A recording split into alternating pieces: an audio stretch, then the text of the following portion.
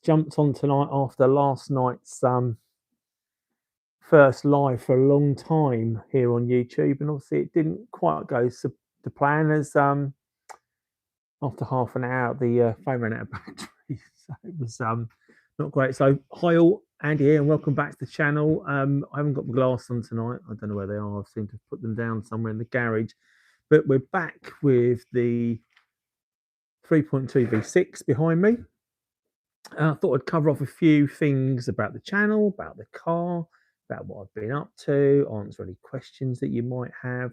So just a bit of a free feel really tonight for those of you out there. We used to do the thanks, someone's already given it a like, so appreciate that. Thank you for giving it a like. And if you enjoy what you're watching tonight, please do give it a like. But I want it to be interactive in two ways. I want this to be a forum where you can come and chat to me and just give a little bit back to the community as well. But see a few people jumping on now, which is great. So welcome along, guys, tonight.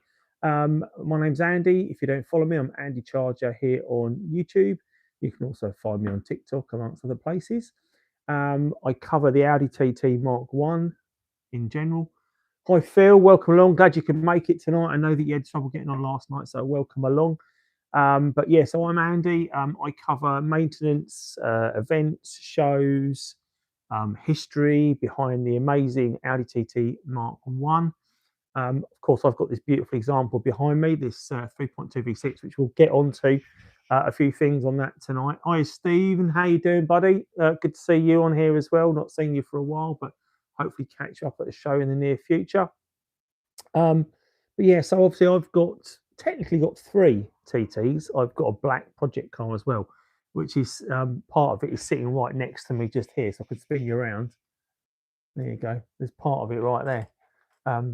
Obviously the main part of it is in the garden, rotting away at the moment. I need to get it off to the scrap man, really, that one, because it is I sold most of the parts off it now already.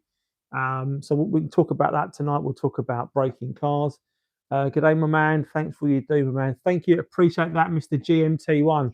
Thank you for that, guys. And if you are enjoying what you're watching tonight and you enjoy the channel, please do let me know here in the comments. Also, please let me know by give this feed like a little thumbs up. See, someone's already given it a thumbs up, but please do give this feed a thumbs up. And also in the next to the comments, I think you can slide the comments across and you can choose the hype option as well. So that gets it out to lots more people to watch as well online. So thanks, someone else just giving it a thumbs up. Makes a big difference to me. If you enjoy what I'm doing and you are subscribed to the channel, thank you very much. Really appreciate that.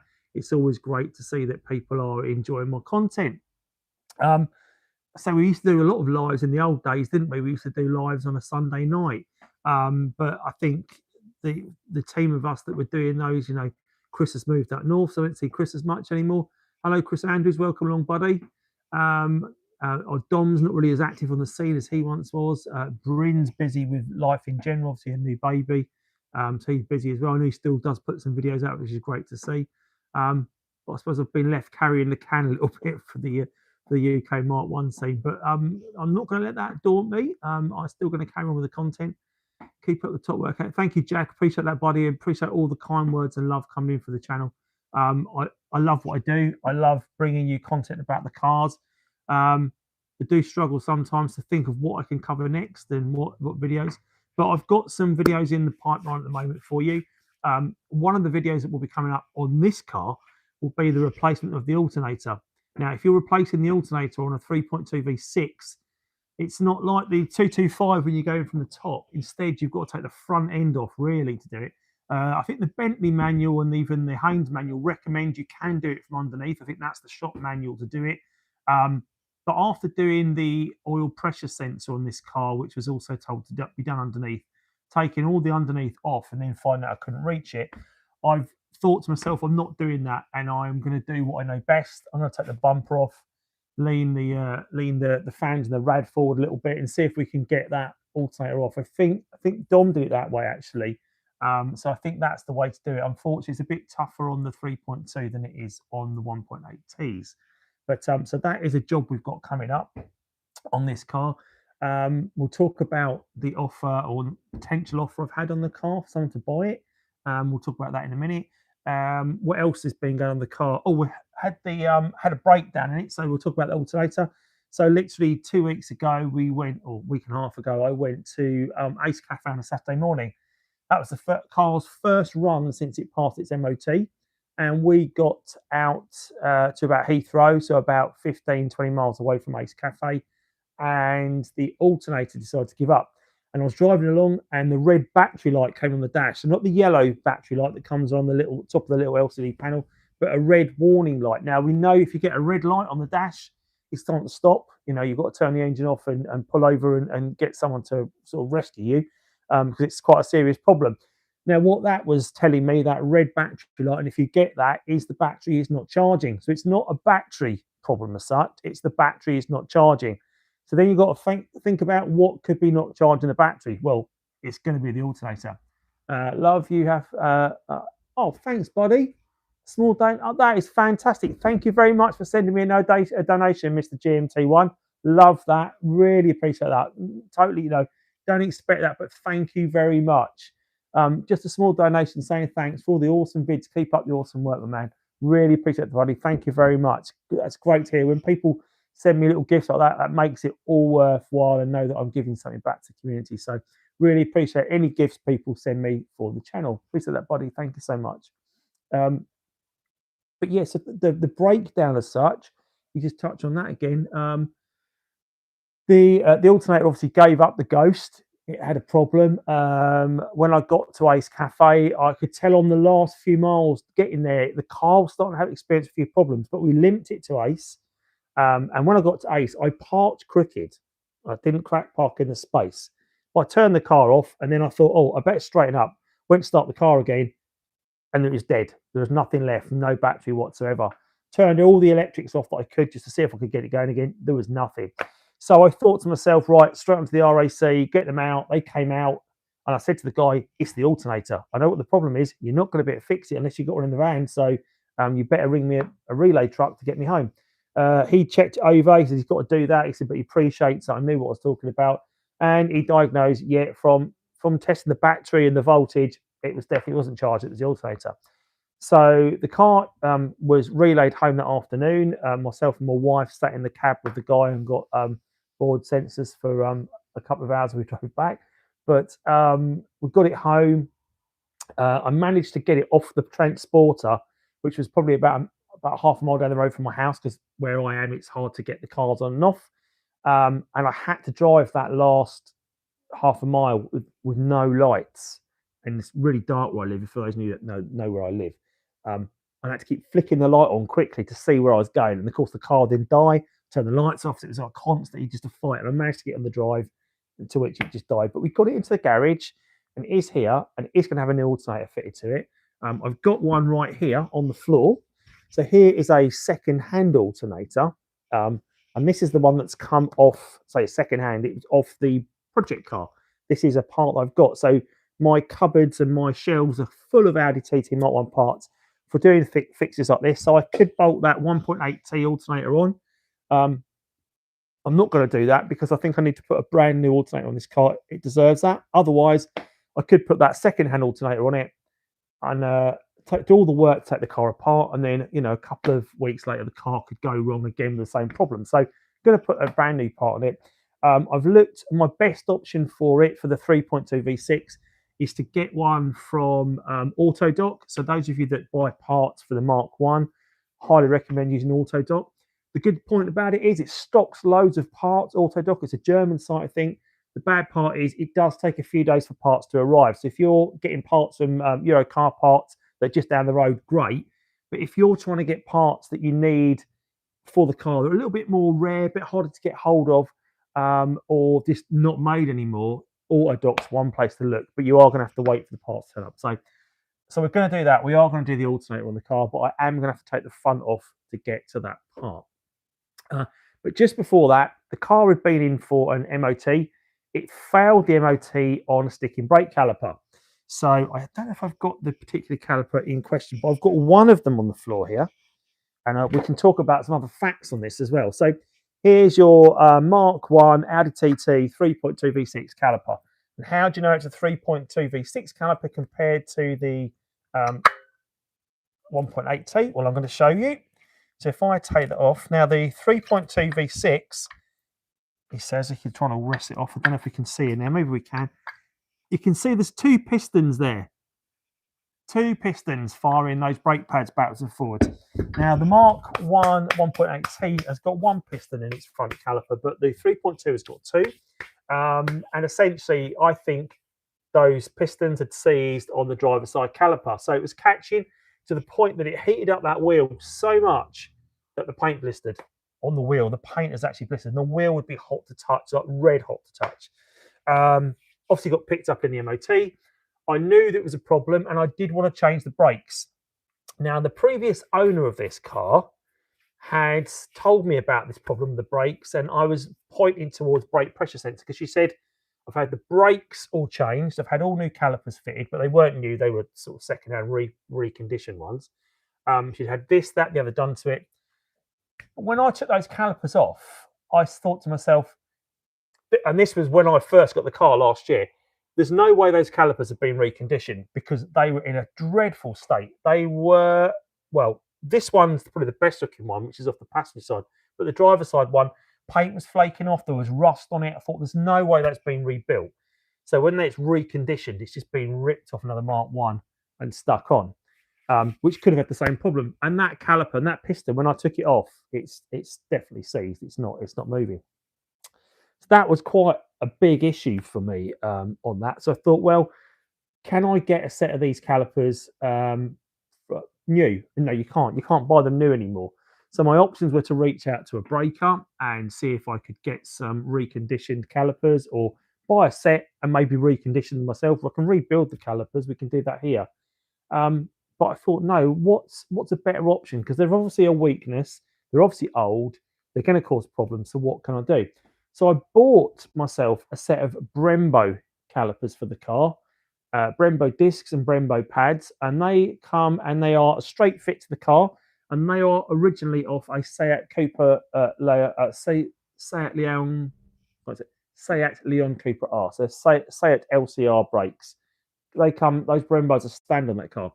Now it is a downgrade in brake disc size because the discs on the 3.2 V6, which are right here. It's heavy as well. Pick up. There is your disc of the 3.2 V6. Okay, and that disc size is a 334mm disc. The brakes that are on the Brembos are 323mm, so you're a centimetre smaller diameter. But the difference between the Audi TT 3.2 calipers is their twin pot calipers, pistons. Got two pistons, but what I've got is my Brembos are four-pot calipers, four-pot pistons. So they've got pressure from both sides, whereas the Mark 1 3.2 V6 has just got pressure going from one side because the pistons are both on the same side. So this has got double the sort of stopping power essentially from the pistons.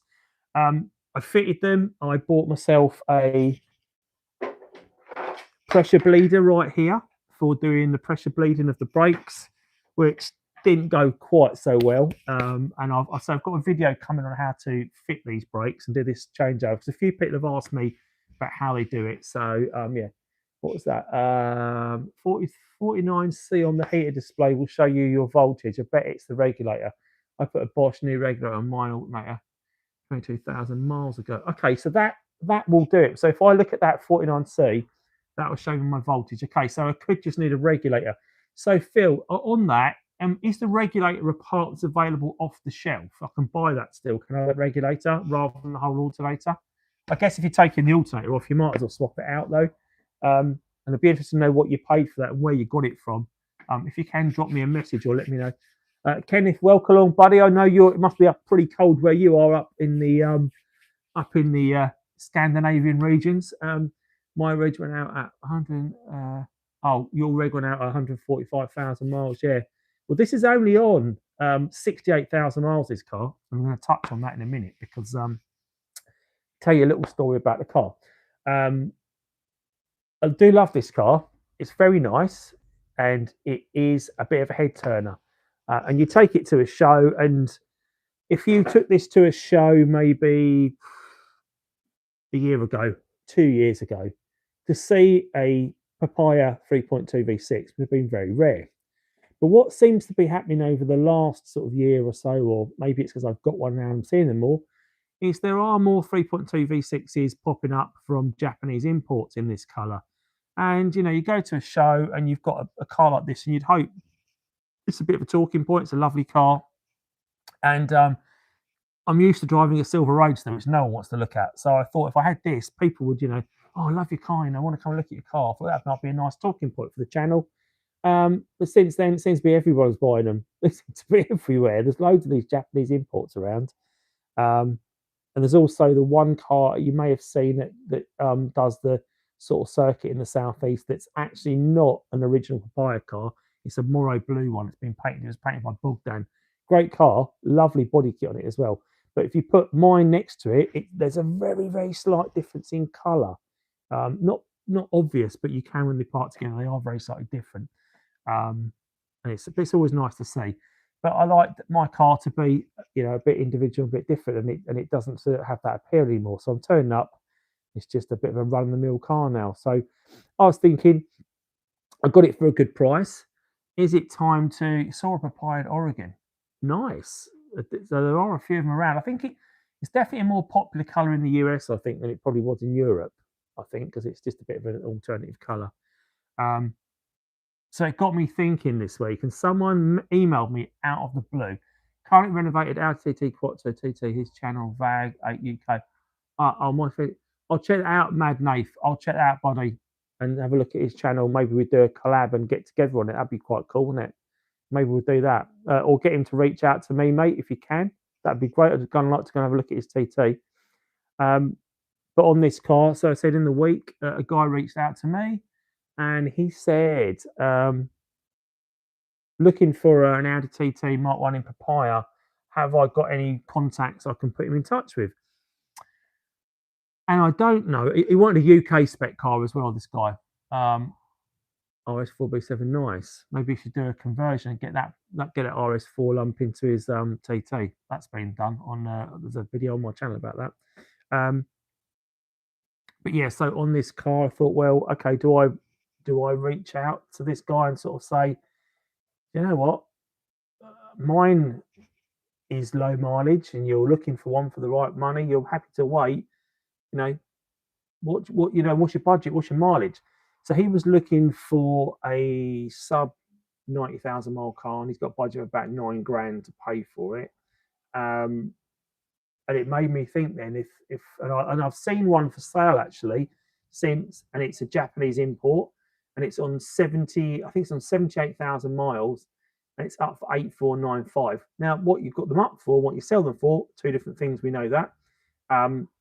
But it made me think, well, if mine's on 68,000 miles, it's less miles, and it's also a UK car. What can I get for mine?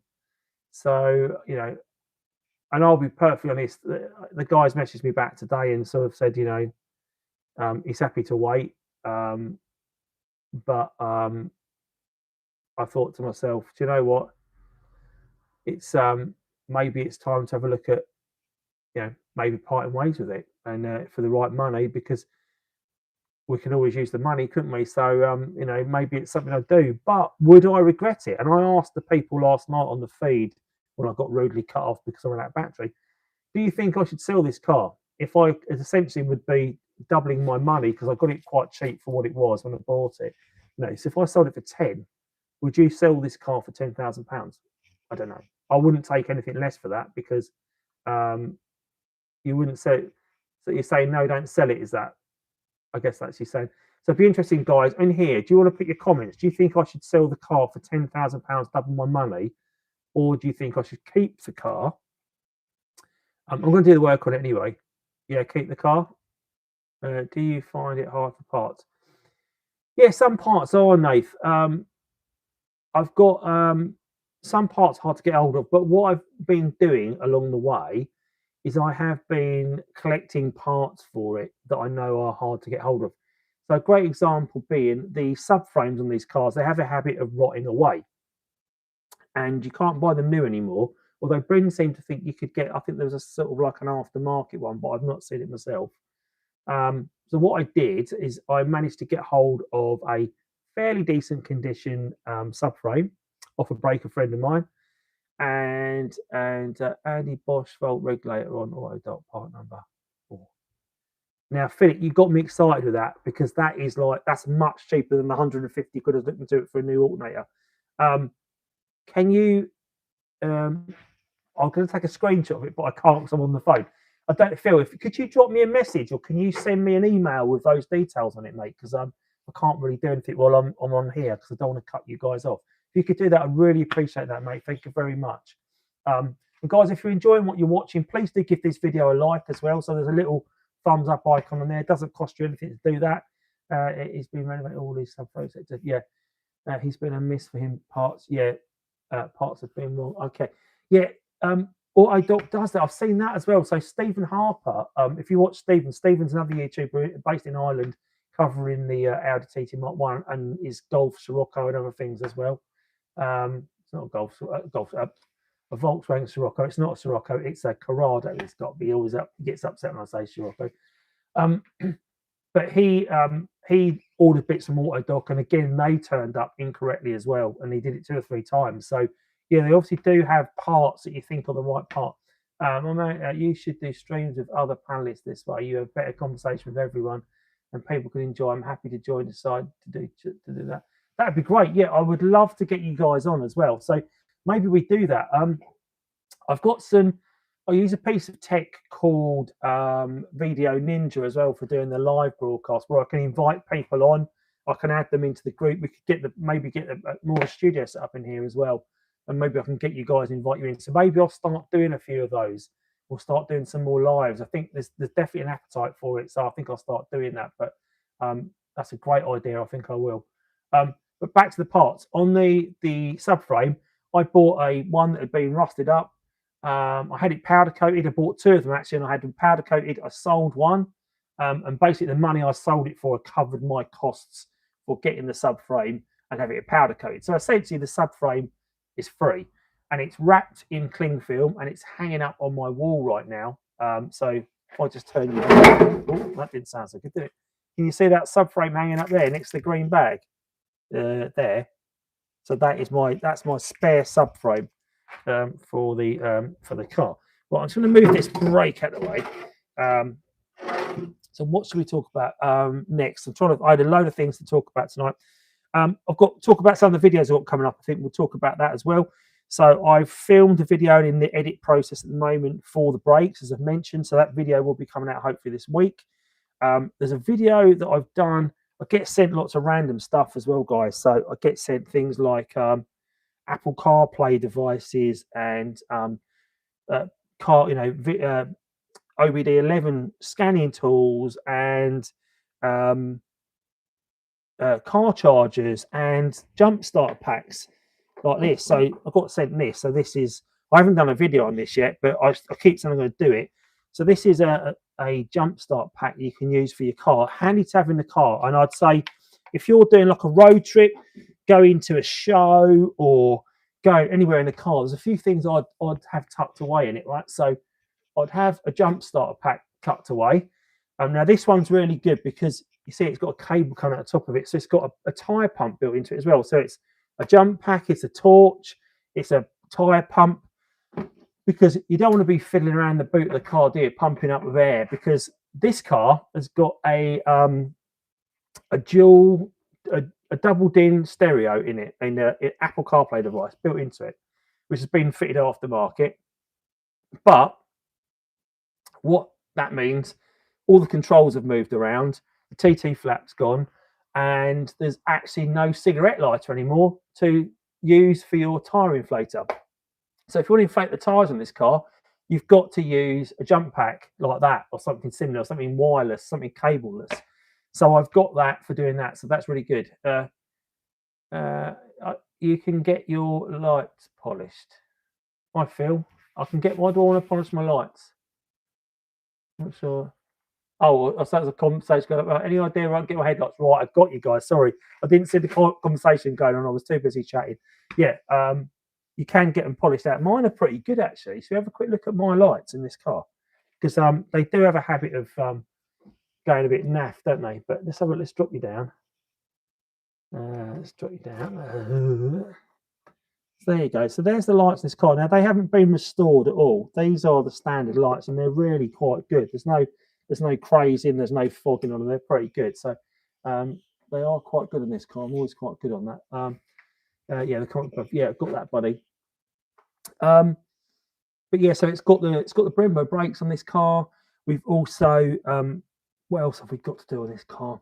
Oh, it's got to go back to a pal of mine who is a painter. Obviously, he painted the roof rails, and we've had a new wing put on this car as well. It's got a new wing on it, but it does need still needs a bit of tidying up and repainting. So he's done the whole process of sanding, etc., polishing, came up okay, but not 100%. Yeah, I think the way to do those lights is use a DA polisher, and to the point that if you rub it back enough with the right grit paper, what people tend to do is they rub it back with too much of a jump in the grits. You get left with scratches and scrapes on it. So you need to step up the different grits and make sure it's completely taken that previous layer out. And when you get to that final one, polish up with T-cut and just really go on it with a DA polisher for ages. And you can make them look amazing. You don't even, I'd say at the end of it though, because they're plastic lights, you are going to need to treat them with something. And the headlight kits that come from the shop, they tend to be like rub-on UV sort of like sealant. Well, that's not going to do anything because as soon as it rains, that's washed away and done. So you need to seal them with a clear coat lacquer is the best way to do it. The person did mine, done a good job. Yeah, that's if you find someone good to do it. Some people that it's probably worth paying someone to do it if you're not sure about it. Hello from Belgium. You did a video on the fuel pump in the coupe. Any chance there'll be one on how to get the one in the Roadster? Interesting you say that. Yeah, I am going to do a video on that because it is in a slightly different place. Fit a 12-volt socket in the boot. Whack did a guide on his website. Done it on my TT, great for inflating tyres, airbag, etc. That's a good idea, Bart, but I don't need one when I've got this. So this does actually get me out of trouble. Now, what the car does have, actually, funny enough, although it's lost its cigarette lighter, what it does have, it's got two cables that come under the passenger side dash that are USB. So I have got USB sockets in the car anyway. So they have already got those in. So that's been done. I don't need to do that one, but it's definitely a handy thing to have. And having it in the boot's always good. One thing I do want to do on this car, which I've not really touched on, is I want to run a set of cables from the starter up to where the battery normally sits here on the 1.8T, just here, doesn't it? You've got the tray, you've still got the tray on the 3.2, but there's no poles or posts to jumpstart the car. Because the big problem is with these cars is when they run out of battery, the button to open the boot doesn't work. So you're a bit sort of stuffed from that perspective. Now there is a cable that is tucked away. So in your center tunnel down the middle, where the center console is down the middle of the car, just behind the handbrake where your drinks, if you're lucky enough to have a double drinks holder, there's a little panel there that you can pop off, unscrew and pop off. There's a little orange loop there. You pull the orange loop and it pops the boot for you. But it's a real faff to keep doing that whenever you run out of battery. So what would be better would be if in the front of the car here, if you had some way of putting some posts in the battery tray area so you can jump off the starter, so you can get some power into the car, get the electrics going and get the boot open. That would be a better way of doing it, I think. So it's something I'm going to look at. So that's something I want to do on this car for definite if I keep it. Most people that have commented on the video I did last night have all said I should keep the car. No one's telling me to sell it, interestingly. And a good mate of mine that I play hockey with, he messaged me today as well, and I trust him with making good life decisions. And I asked him the question, should I sell it or should I keep it? And he advised me, if it's not going to change your life, then keep it. I have a chrome grille trim. Do you know where to get it from? Where's that, Mark? Is that round here? You've got a chrome trim. Is that what you mean around there? I don't know where you get that from. This is the standard. This is the standard grille that comes on the 3.2 here. So this is the 3-bar grille. Now, what if we just? I'll tell you around this. We'll have a quick look at this.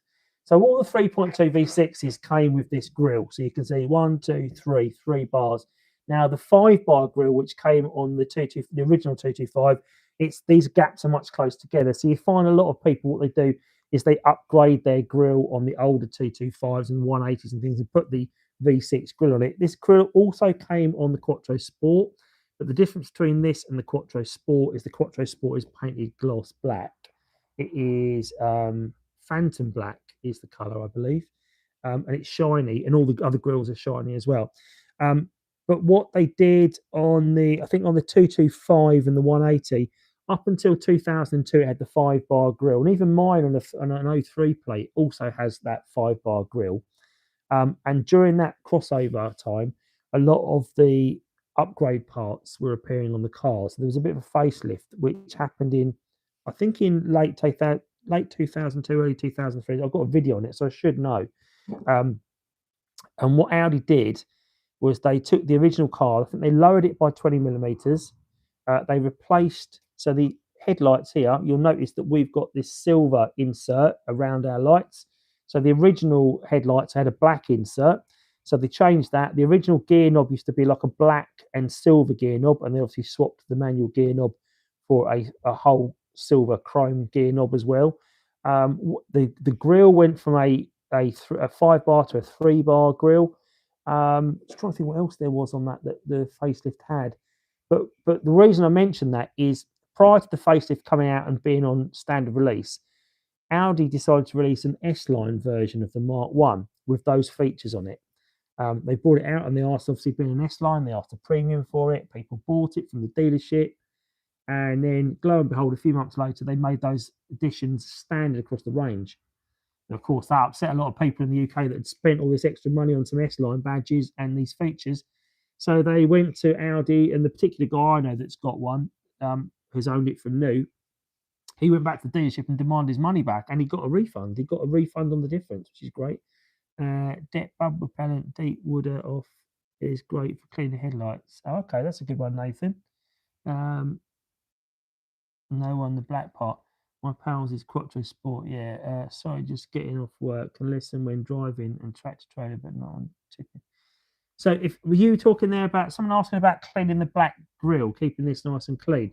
So I do it with a 2-step process. So I've got a can of Maguire's which I use. It's like a bottle of Maguire's which I use for restoring the black. And then when I've got it all down, I use back to black to make it shine. I don't paint it because if you paint it, once you start painting, it's a bit of a no, you're saying the whole chrome. Oh, okay, buddy. Right. Okay. I thought you were talking about that. It must be an aftermarket. Yeah, I don't think the chrome grille would. I don't think it came standard. Absolutely not. The only standard grills you had was this one and the 5-bar grill. That was the only grills that you had. You may also see a honeycomb grill as well. Sometimes it's recessed, no badge on it. Sometimes that's also aftermarket. That seems to be quite a popular OEM plus part that people stick in their cars. People quite like those. I had one on the project car, funny enough, and I sold that grill along with many other parts of that car to a guy that lived down in Hastings that has got a black Roadster. Sold in the bumpers, I sold in the door cards, I sold in the that's in the seats. I told them the whole interior actually off that. So man, if it came with the car 16 years ago. Okay, I'm having you on, pal. Right, okay, you guys are having your own conversation there. So yeah, so my car has should we have a look inside my car? I don't know if anyone's actually had a look inside. So we go and have a little look. Let's do that. While we're on tonight, we might as well have a little look around it. So I'll move you down here. Oh, that's not good. I just turned the light out. Right, so what I'll do, guys, let me just take you off the bracket. All right, you still there? Everyone's still there, yeah? Wasn't sure if I just disconnected you. Right, okay. So let's have a little look inside. Hopefully we've got enough light to have a look inside here. So this is my dash. So you've got the double-din stereo or Apple CarPlay right here. There's no TT flap, and that's the TT flap's gone. It's also got obviously a camera as well for keeping an eye on insurance claims and that sort of thing. We've also got these nasty coffee holders. I don't even drink coffee, but I've got them in the car. They've got a little TT badge on them. I've kept them in. I've taken them out at time to time, but I put them back in so the wife can put her coffee. And the interior of this car is the Alcantara, half Alcantara. so it's not just the full leather. So it's a really nice car. It's all black interior as well. It's got a really nice smell to it still, even after all these years. It's a lovely car inside. Um, but yeah, I do like this car. So we'll have a look at the paintwork that my mate did for us as well. So on the top here, so he painted these roof rails, and you can see they are slightly off colour. And as time's gone by, it's become a bit more obvious. So he's going to have those back, and there was a lot of corrosion on the roof rail, so that seems to be a common problem in the cars. They do get corrosion there, and the little tabs that you push down to pop them open to get the roof bars on. They've got like two little arrows on them there's like a pattern in the material. And where he's put the paint on so thick, you can't see that anymore. So that needs to be addressed. But he did paint the wing mirror for me as well while it was off, and that's a really good match. And the wing's actually not a bad match as well. Yeah, it definitely needs a bit of work. So he's going to pick that up and get you around here. Let's get you back on the screen. It's the trouble when you're doing it yourself. You haven't got a cameraman. So we get that on there like that. Get that on there like that. Get the light back on, and we are in business. So if you've got any questions for me, guys, do put it in the chat. I'm happy to answer any questions. And again, if you're watching and you have not clicked the like button, please click the like button on the feed, because that really helps me out as well. And obviously, thanks to Mr. GMT1 for sending me a little a super thanks. That was really unexpected, but really appreciated. Thank you, buddy, for sending me that super thanks. That was really kind. And of course, if anyone else wants to send me a super thanks for what I do, most appreciated also. But talking about the silver car, which is the original channel car, stay in my hair. I took it out on Sunday, and it was really cold here in the UK at the weekend, but we had really bright weather on Sunday, and I thought, you know what, I'm going to take it out because I love driving that car in the cold. Put the roof down, you put the seats up, and it's roasting, and then you take it out, great sunlight, but cold weather. It's just that real crisp day, and it really makes you realise why you enjoy driving these cars in those conditions, because the cars hold the road so well. They're just glued to the road. Lovely weather, really cold, driving along. It's just invigorating, you know. Really love that. Really put a smile on my face on Sunday. So when I was doing it, I thought I need to film this. I need to tell a story about it, because people buy a convertible, buy a Roadster because they want to have some summer fun, a summer fun car. I don't agree. I think you want to buy a Roadster now, and the reason for that is they're cheap, because no one really wants them in the winter because it's soft top and it's cold, but it doesn't have to be. You can turn the heating up, and because they're cheap, it's accessible motoring for you as well.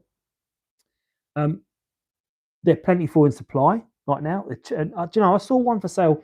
There's one in Rayleigh for sale on Facebook tonight. It's a Morrow blue one. It's a 225, and it's up for £500. You know, you could pick that up and you could have some fun over the winter. So that's why I needed to make a video and tell people, get these cars out and drive them. Don't put them away for the winter. Get a Roadster out and take for a spin. Go out in that weather like that, and it's just invigorating. I love it. So I took it out and I've done a video. So there's a little short on my channel. But what I am doing at the moment, I'm editing down a video about why you should buy a Roadster in the winter and the benefits of it and what it does. So, that's a good video come to the channel. So I used to top down my Roadster in the rain. That's great until your CCM gets wet, and then it's not so good, because then your CCM stops working. What are the plus and the minus of the 3.2 over 1.8, 2 or 2.5? Right. Okay. So let's talk about that, Nathan. The 3.2, I think the biggest benefit of the 3.2 for me is the sound. From a performance perspective and a tuning perspective, obviously the 3.2 standard comes with more brake horsepower. It comes with 247 as a standard, and the 225's obviously got 225. But you can you can really make a difference to the performance on that 225 from quite cheap. You know, you can get yourself an induction kit, you can get yourself a front mount intercooler, you get a decent map on it, and you can quite quickly start increasing the horsepower on that car. The 3.2 V6, there's not really a big jump in horsepower you can get unless you supercharge it or stick a turbo on it or something like that. Yeah, so we got silver Roadster 225s all over the place. Yeah, we have got Roadster. Everyone's got a silver Roadster, haven't they? Including me. Um, but the 3.2, the sound of that car is amazing. Um, for a driving experience, it feels much more nose heavy than the 225. You really notice it planting into corners and stuff. It's quite heavy steering. But saying that, the Roadster, I feel from a handling perspective compared to a coupe, is not as good. So you've lost the stiffness for the roof, obviously on the Roadster. But what you do have on the Roadster is you've got some struts underneath on the subframe that add some stiffening to it. Doesn't do an awful lot, I don't think, because it still feels very wallowy to drive. But you can still plant your foot and you can still go for it. So it's great fun. And again, you could just do a bit of quick cheap tuning on that and you get a lot more horsepower out of it. But the sound is what you want. So you could say the ideal scenario is when I took the Roadster out on Sunday, going back to that, the roof's down, you've got 360 vision all around you, lots perfect unobtrusive vision. It's just the vision is amazing on these cars when you've got the roof down. And what I noticed even when I planted my foot in the Roadster is the sound from that 225 engine, that exhaust note, it's really quite pokey. So I was thinking if you had a 3.2 V6 Roadster with the roof down, imagine the sound of that, because I can hear the sound in this when I put my foot down. It does sound. I love that. I love that when you've got up to temperature and it's really warmed up, and you do the kick down on it, and it just kicks in. And if you ever drive it in sport mode, it sounds like a Formula One car. It's just amazing. The sound of it is amazing. They really rev nicely. Obviously, this is DSG as well. This car, and I prefer personally driving the DSG over the manual, and that might be a bit of blasphemy to people, but I do like driving the DSG because it's effortless driving. So if I take it on the motorway, it just cruises along quite nicely. They're all cheap from rotten CCMs from roof leaks. Yeah, it doesn't. Do you know what, Kenneth? So on the CCM issue, doesn't have to be just leaks that cause a problem, because by design, these roofs are designed to drain water away from around the edge. Yeah, and what happens is either side of the where you've got your roof that goes down, where the hinges are, just under there's two little trays, one either side, and they're about sort of yay big, and they've got a hole in the middle, and they're sort of like concave trays. So the water goes all round into the little tray and drains away. Now, if you're not careful, this little hole in the middle can get like a leaf over it or some debris on it, and then it starts not draining away, and the rain instead filters into the cavity space, the roof void, and into the CCM. So it doesn't have to be a case of the roof leaking. It can be as simple as you've got a blockage at the top of the drain. So I'd say anyone that's got a Roadster, put your hand under there, and every time you get into it, make sure there's no leaves or anything in that, and make sure that hole's nice and clear. People talk about blocked roof drains.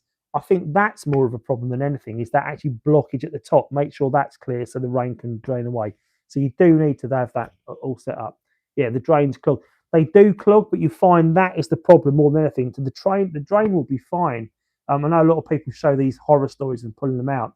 And I think what you can do is you could get a piece of almost like fuel hose, and you can keep the two ends off that drain. And you could, what I would do, if your drains were absolutely totaled, let's call it, I would get a nice piece of wire, and I'd run it down carefully, and almost like on the wire, put something soft on the end of it to protect it, because what you don't want to do is you don't want to push that through these tubes, because these tubes are like, got a spring going through them, these drain tubes, and it's easy to perforate that sort of like very thin wall, which is almost like polythene. It's obviously degraded over time because it's old and it's knackered. But if you could run something very carefully all the way down, so you get the wire come out the bottom hole as well from the top, make sure the wire is long enough both ends, and also keep that as a guide. And then what you want to do is somehow remove that tube, but keep that wire in place, okay? because what you want to use that wire for is then when you get your new tube to put in, to make sure it makes it all the way down to the hole at the bottom, is you can then feed it down that wire all the way down to the bottom and then force it through the hole. And that way you can have a longer tube that's hanging out top and bottom and then cut it to size in the right place. Saves a lot of hassle. I've not done it yet, but that would be my way to do it. And I think that's what I'm going to try if I have problems with my roof drains.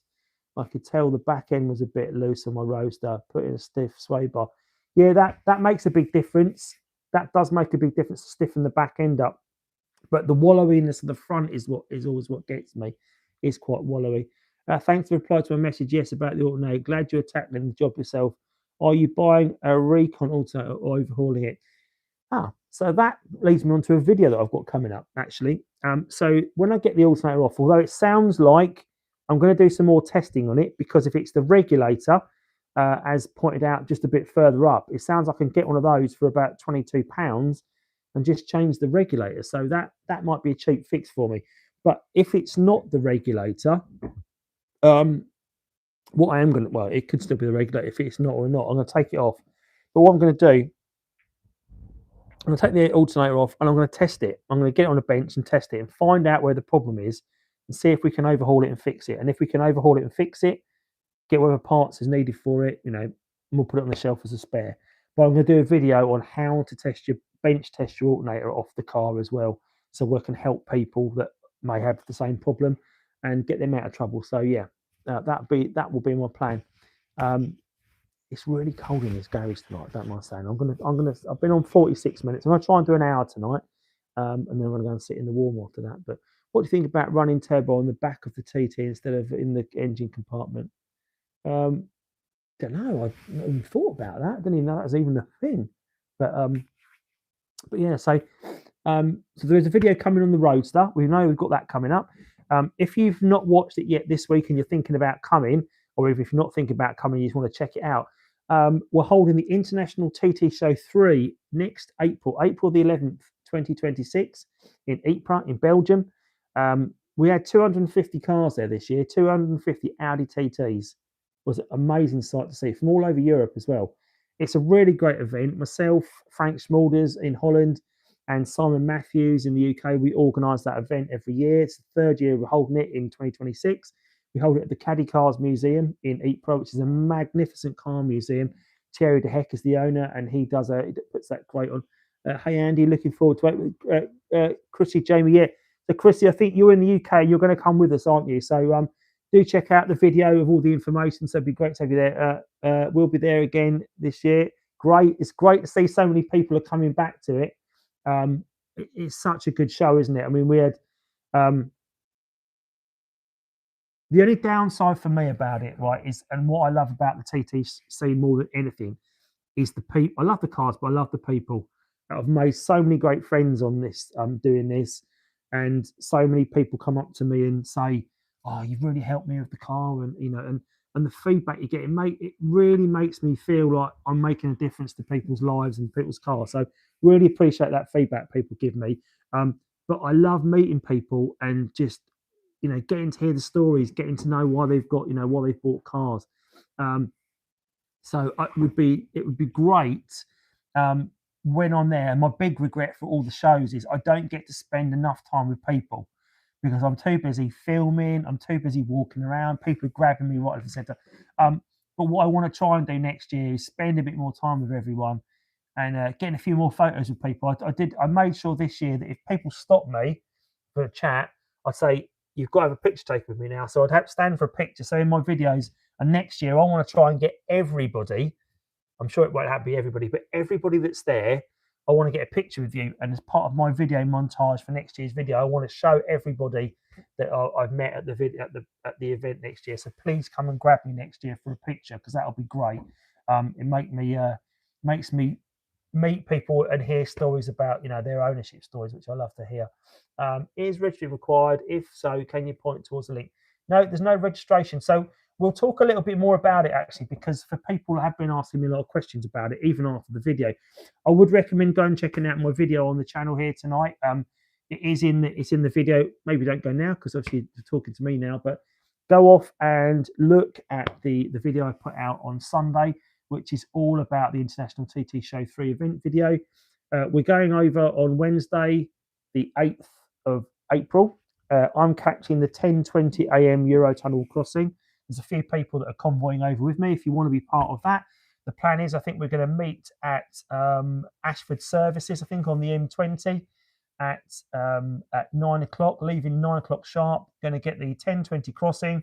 We're going to cross into France, and then we're going to drive to Ghent. I'm going to spend that first night in Ghent, and I've got a great friend of mine called Patrick that lives not far from Ghent, and he's got 5 Audi TT Mark 1s.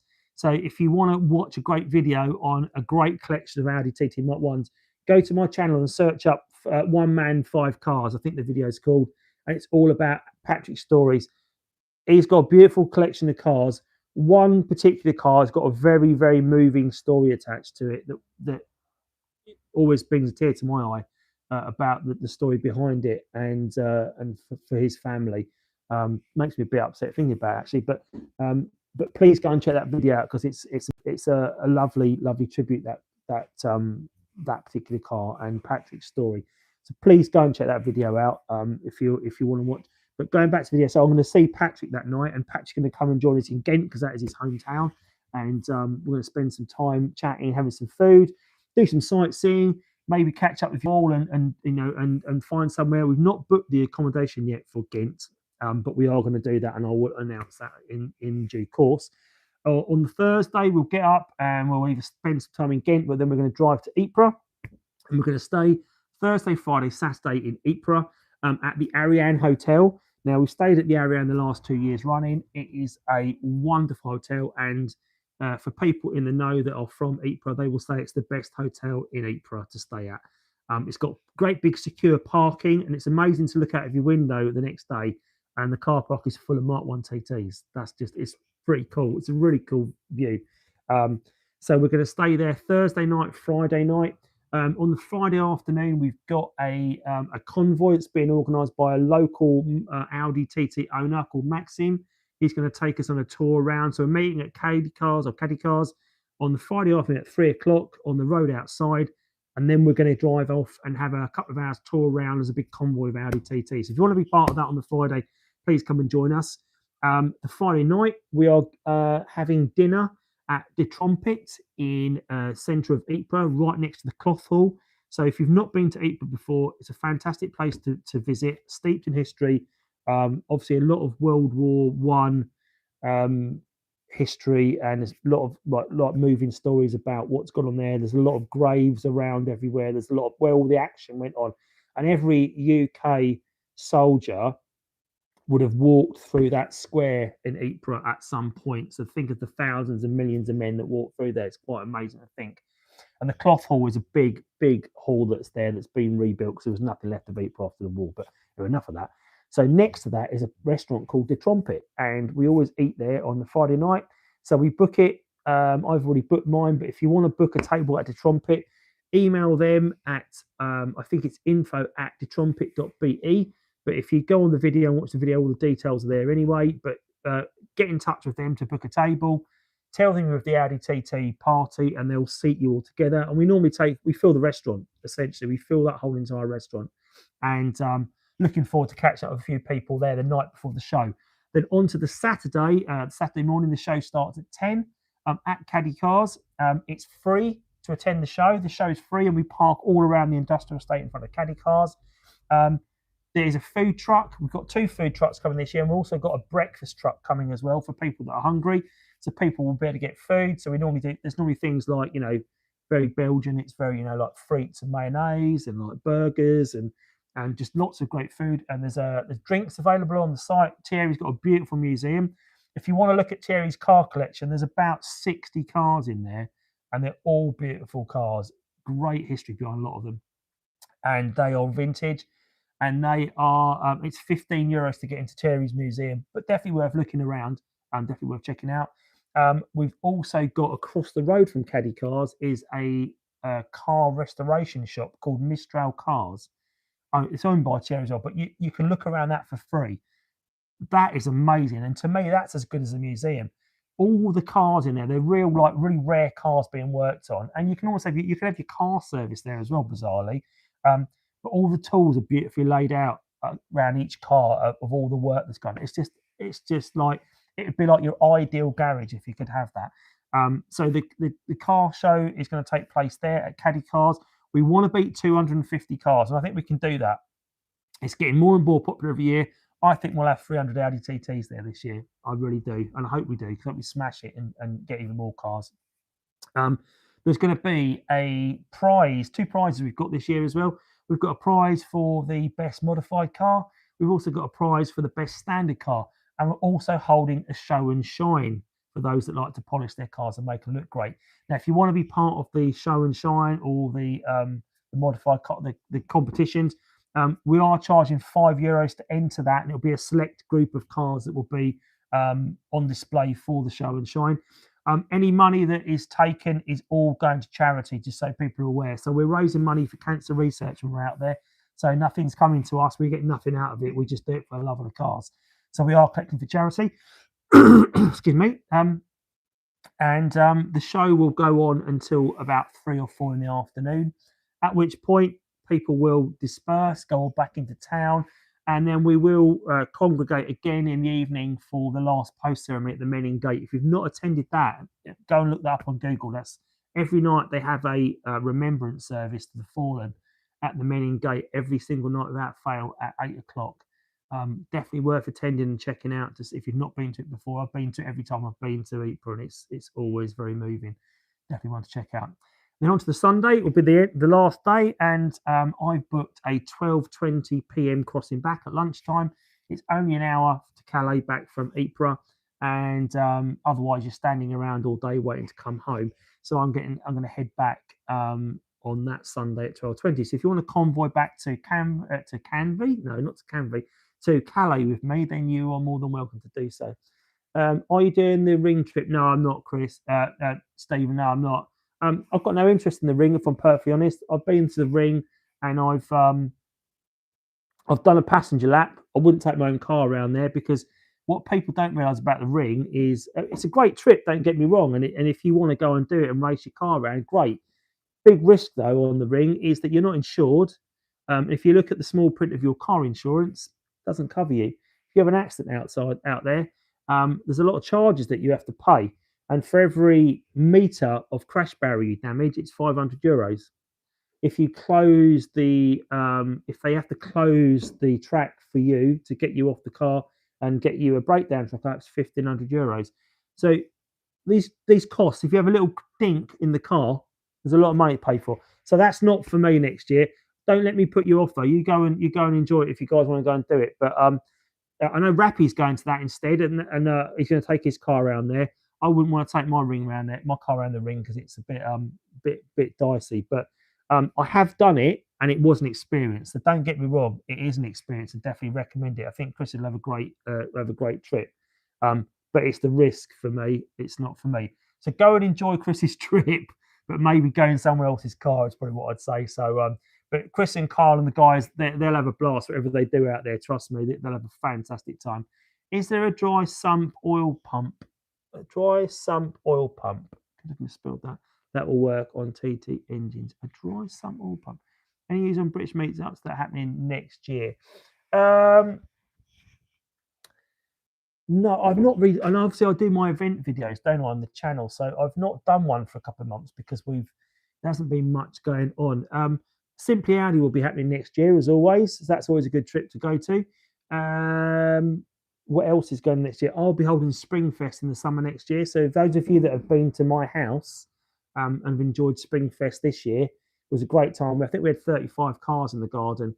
I'm going to do some work and try and expand it out a bit, and we might get 40 cars in next year. So if you're interested in coming to my house to Springfest next year and enjoying a great sunny afternoon in Kent at my house with up to 40 other TTs, then please do get in touch about that, and I'll sort that. Everything is available for the 1.8T. I'm not sure what is available, what you're looking for. If you are looking for parts, guys, as well, if you're in the UK as well, we've got a really good selection of breakers in the UK. all over the UK as well, and some great shops to get the parts from.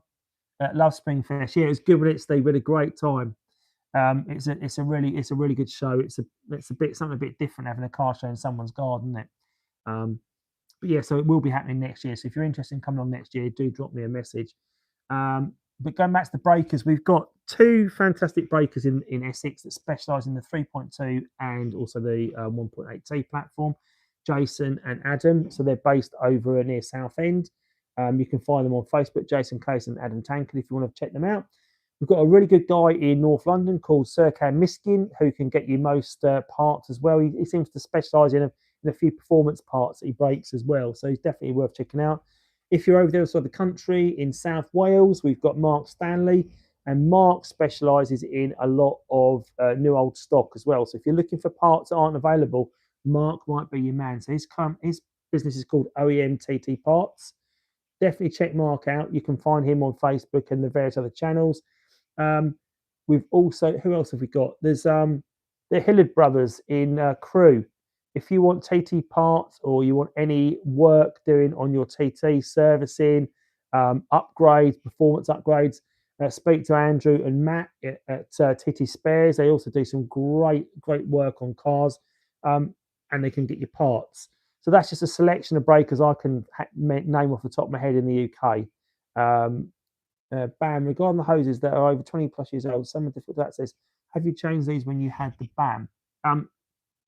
No, I've not changed the hoses, and I've not touched the hoses too much on the Roadster because they've been sitting in a certain position for all of their lives. They've probably become quite brittle and they could damage. So what you need to be careful of is that if you are working on on the engine bay, let's say, and you disturb those pipes, you could cause them to crack and cause boost leaks.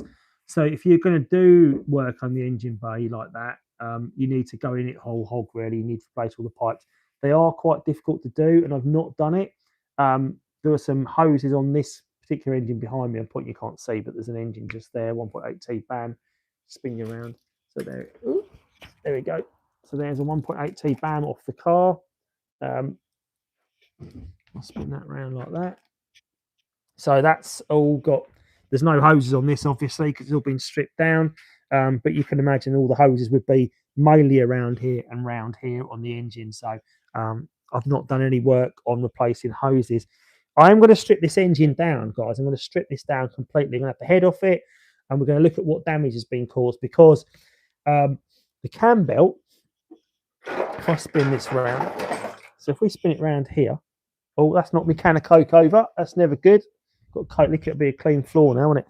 So what we've got on the end here is you've got the camshaft pulley here and the crankshaft pulley here. And something to know when you're doing a cam belt is that for every 2 rotations of your crankshaft pulley down here, the camshaft pulley will turn once. This is set up for total dead center at the moment. But when we looked at this quite closely, when Bryn came down, so Bryn came down and he instructed me on how to do a cam belt change on the Roadster, because I've not done one. So thanks to Bryn for that. He came down and we did a cam belt change on the Roadster. He just directed me and I did the change. But when we looked at this engine, he was surprised because this top pulley was out by a quarter of a turn. So he said he's never seen that before. It had lost about 20 teeth off the belt. That's how bad it was. So prior to my getting the car, so the valves are going to be bent. It's probably going to be contact with the piston head, so there's going to be a lot of damage. But I'm looking forward to stripping this down, and we'll do that as a video on YouTube. So I'll cover, what happens when you have an engine failure. Let's have a look at what's happened to the damage. I have had the rocker cover off. I've had the cams off as well. But obviously, there's not an awful lot to see from that perspective. You can't get to anything until you take the head off. So obviously, if you think about this, obviously this is the head here, and this is the bit that needs to come off. So we will do that. I can't believe I knocked my coke over. That's not good, is it? So anyway, what else we got? Just have a look at any comments. This is true with the boost part. It's got a pipe collapsing under boost. Right. Okay. That is a problem if your pipe's collapsing under boost. Now, your tip tends to what was that? Sorry. Good night for Australia, Mr. GMT. If you're still there before you go, thank you very much for your super thanks and your donation tonight. I really appreciate that. That's really great. Thank you so much. You're always a great support of the channel, and I really appreciate any of the super thanks that people send me, because it makes me realise that people are enjoying what I do. So thank you very much for that. Yeah, a silicon tip. So that would be one thing. So when you've got the car, got the bonnet open, that tip, which is the bit that goes from where the MAF is and the the air box down to the back of the turbo, give it a squeeze. And if that's collapsible, then it could be that that pipe is also collapsing under boost as well. A lot of the pipes do go soft, and it's a good reason to replace them, but you do run the risk of breaking other pipes when you start doing them. So you need to do the whole thing if you're in it for the whole, for the thing. But do they have a website? Looking for a 3.2 rear wing and front bumper. Chrissy Jamie, yeah. So they don't, but well, I think Mark does. Mark Stanley might have a website.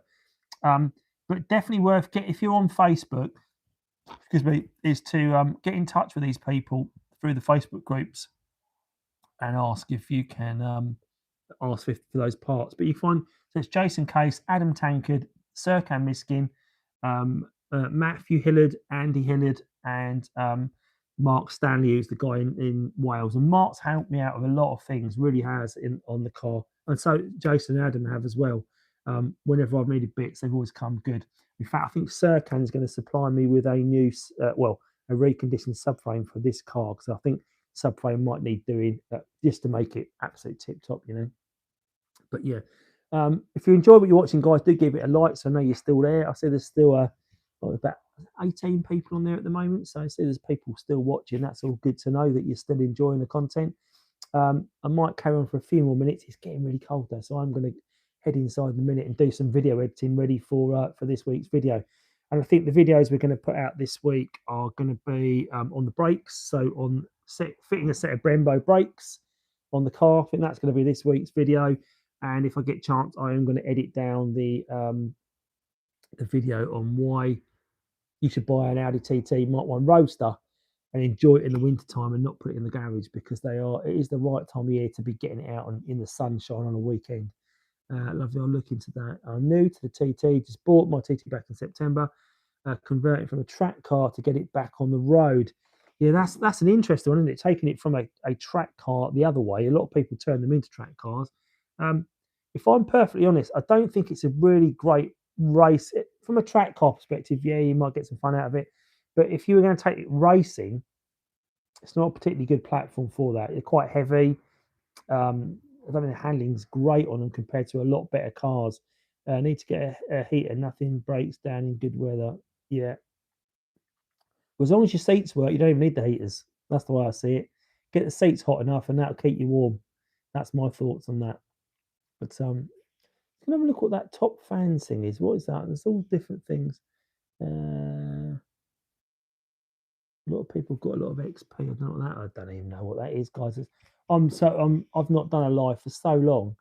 You notice on my wall, you can see my under tray hanging up, and I need to get that back on the roads, because that provides a lot of protection for the underneath the engine, stops that corrosion. Passenger one works, but not mine. Oh, that's a bit gutting, isn't it? Do you know if that's a problem with the switch, or is that a problem with the actual heater matrix in the seat? Can be one of, could be either or, really.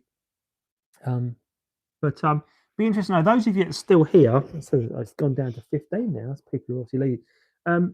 Do you want to tell me, have you enjoyed tonight? Do you enjoy listening to me waffle on about the cars?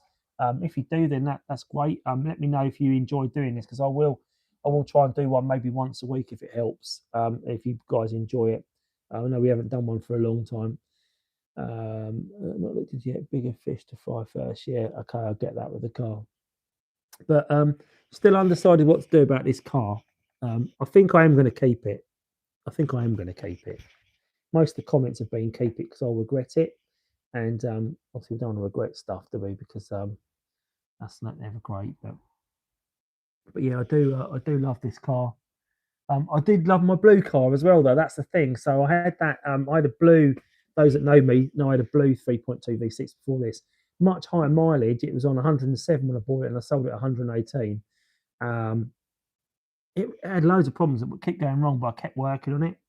I enjoyed it. That's great. That's great to know, Phil. Thanks for that.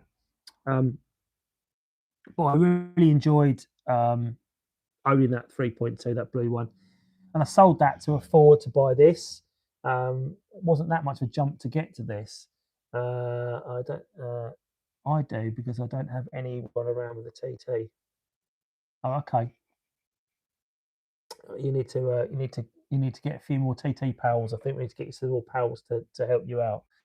Um, but yeah, so this particular car, um, I don't love it. I don't love it as much yet as my blue car because it's although the blue car did upset me in the end because it broke down, didn't it, as simply Audi, and that upset me, and I didn't want to drive it much after that. And obviously, this is the breakdown at Audi at Ace Cafe, so that's also put me in. Maybe that's why I'm in a bit of a mind to sell it at the moment.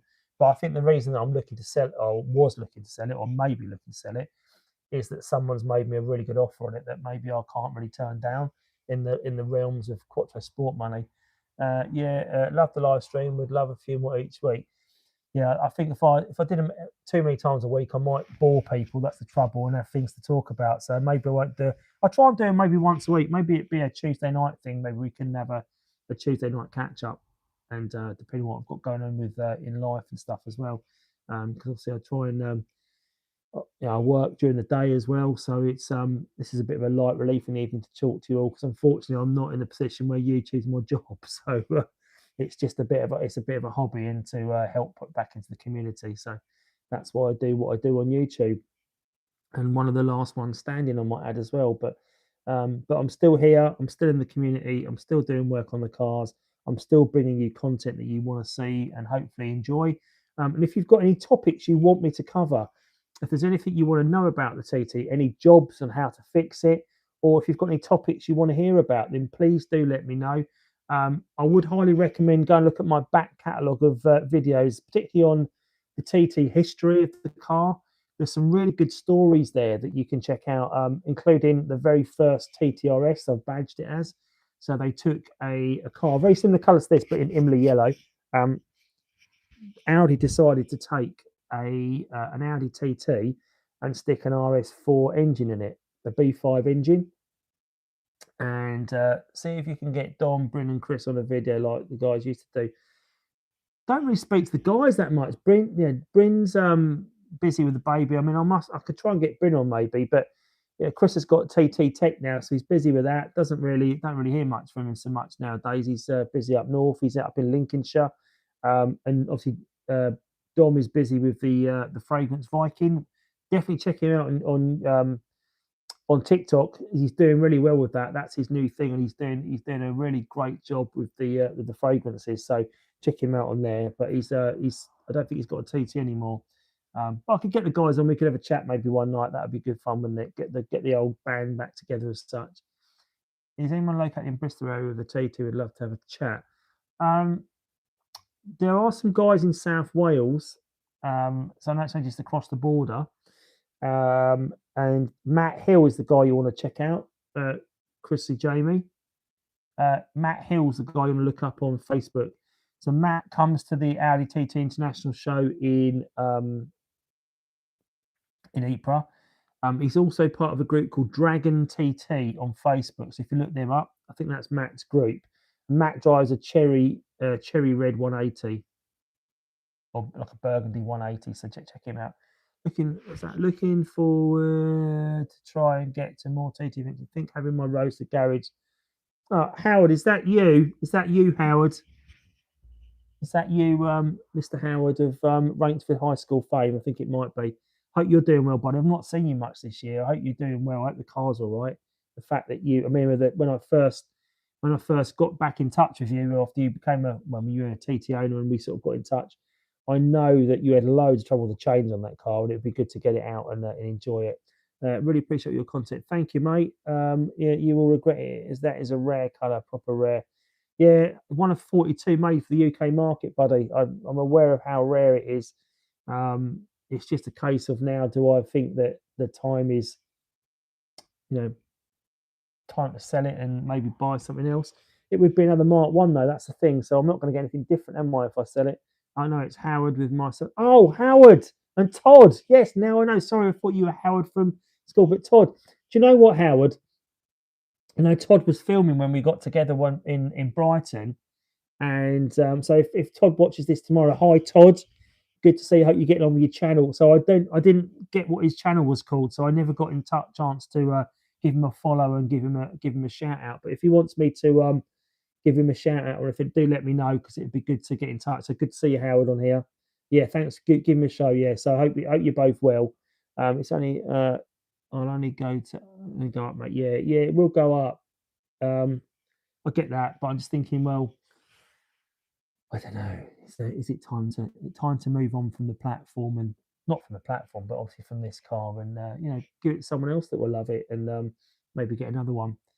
Um, get garage space back as well, because that's the thing. Because obviously we've got the black car. I need to get red. I don't think Redcorn will take a scrap car if it hasn't got an engine. So I just need to get it gone. So that's got. Oh, does it not? Oh, that's a shame. Okay. We'll have to do another one. I don't know how far away you guys are, but if you wanted to meet up one weekend somewhere and have a coffee, we can always refilm something and do a bit for his channel if you want to do that, Howard. I'm happy to do that. I'm always happy to support fellow content creators on the platform and the channel. So let me know if you want to meet up and have a coffee somewhere. Hope he's still rocking his t-shirt as well, because I know he had a t-shirt when we met up, didn't we? New Haldex filter is in a bunch of plastic, but it works. The Haldex is a bunch of plastic, but it works. Yeah, the Haldex, changing that Haldex is a pain in it. Changing the Haldex oil as well. You've got to be careful when you put the drain plug in. You don't over tighten it, because you can end up getting to the stage you over tighten it, and then you have to helicoil it to get it to grip. It's only soft aluminium, so you don't want to be doing that too crazy. Maybe another series of TT meets TT. Stephen, I've been thinking about doing that as well, but it's yeah, he's still rocking the TT. That's great. That's good to hear. I do need to do some more TT meets TT with people. It's just getting time to do it and get people to come out and meet up, because obviously the weather's not so great. So if anyone does want to do an episode of TT meets TT with me, wants to come to the house, bring their car, talk about their car, we can film it, tell the story. Everyone's got a story with their TT, haven't they? So it's definitely worth getting together and talking about cars. So still 20 people on. So I keep thinking I'm going to wrap up in a minute, and then I think, well, there's 20 of you on at the moment chatting, so I can't really leave you in the lurch, can I? If it was down to like 3, I'd go off inside. But if you've got any questions for me, I've got so I've also, while I'm doing Ford Fiesta content, I've also got a new channel as well. So if you want to check out Andycharger Electric, there's only one video on there at the moment, but there's also a short on there as well. So check out Andycharger Electric here on YouTube. It's a new channel. Obviously, I drive a Tesla as well, so I like to cover off how-tos on that as well, because people need to know how to use electric cars. And the big problem with electric cars is obviously range anxiety. That's the big killer of people and putting them off buying them, because you don't want to be stranded somewhere with no way to charge. That's the difference. The TT, you can always stick petrol in it, can't you? But you look bloody cold. Yeah, I am. Do you know what? I'm absolutely freezing. I'm on a diet at the moment as well. So I've lost 20 pounds in the last nearly 3 weeks on my diet. So I was getting quite unhealthy, putting a lot of weight on. So I'm trying to get back to how I was. So I'm heading towards a new life, I think, is the way I'm going at the moment. So yeah, I've lost a stone of 6 pounds. So and I am still eating. I was obviously eating too much before. So that's why I'm cold. I feel cold all the time at the moment. But hey ho. How limited are you on changing your car in England? How do you mean, Nathan? How do you mean for changing it?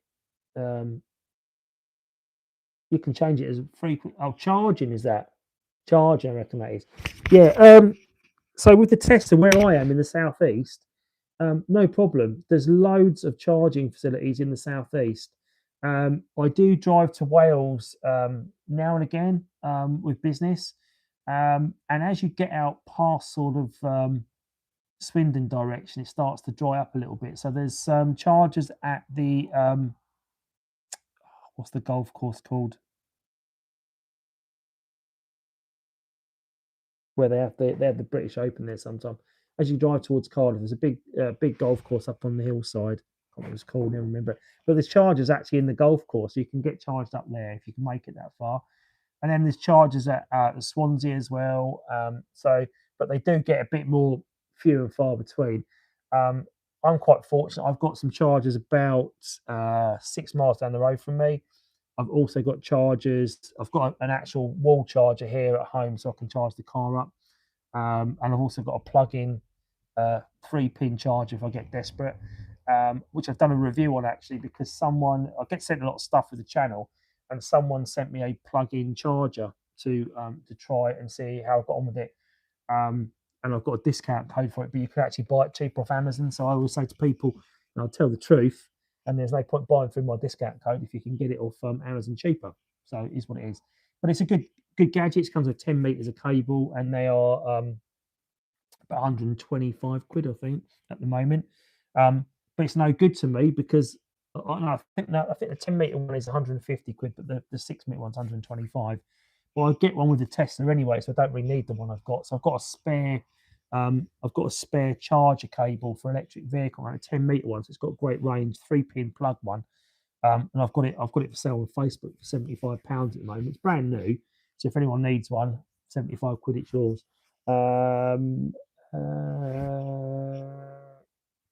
No questions about that, but yeah, do check out the electric car video. I've been doing a lot of content recently on Ford Fiestas as well. I've done a lot. Every day, my top 5 most popular videos on a daily basis, believe it or not, are not TTs.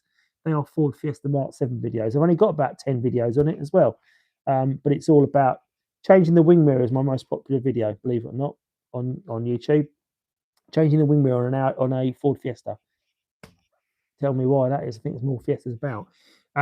So really, if I wanted to make YouTube a big thing for me and be like a source of income, it would be ditching the TTs and moving to Ford Fiestas. But that's not why I'm in it. I'm in it because I love the Audi TT Mark 1. Blimey, that just put everyone down to 13 viewers. That went off like by about 10 viewers. Is that not boring? Obviously not, because I talked about Ford Fiesta. I'm not going anywhere. I'm still on the Audi TT Mark 1. So I don't think I'm going anywhere fast. But I am going to wrap up in a minute, though, because I am getting slightly cold. And I think you've probably all TT talked out now. You've probably enough of me. So I'm probably going to drop off now and go and do some editing while I still can before I go to bed. But I hope you've enjoyed tonight's video. Please if you've not subscribed to my channel already, please check me out on here, Andycharger. I'll cover a load of content on the Audi TT Mark 1 and other marks as well. And so keep your eye out for the videos. Check out the video this week on, check out last week's video on the TT International show. But if you want a decent watch, a few videos I'll suggest you go and watch after this video. One of them is on the history of the turbo, the actual turbo in the car, the turbo history in road cars. That's on my channel as well. Go and check that out. Go and check out the design history of the Audi TT Mark 1. Find out how this car was created, where it came from.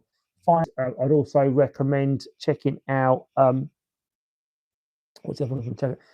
Check out the first TTRS, as I'm classing it as, which was that Audi RS4 B5 lump they stuck into a TT body. It was a 2.5 V6 twin bi-turbo, absolute monster of a car. Go and check that out. It's definitely worth watching. Anyway, guys, I know there's still 10 of you on. Please go and check out my other videos. It's been great to have you on tonight. I'm Andycharger. I've enjoyed your company, and let's do this again next week and have more TT chat. So thanks for watching. See you soon. Take care.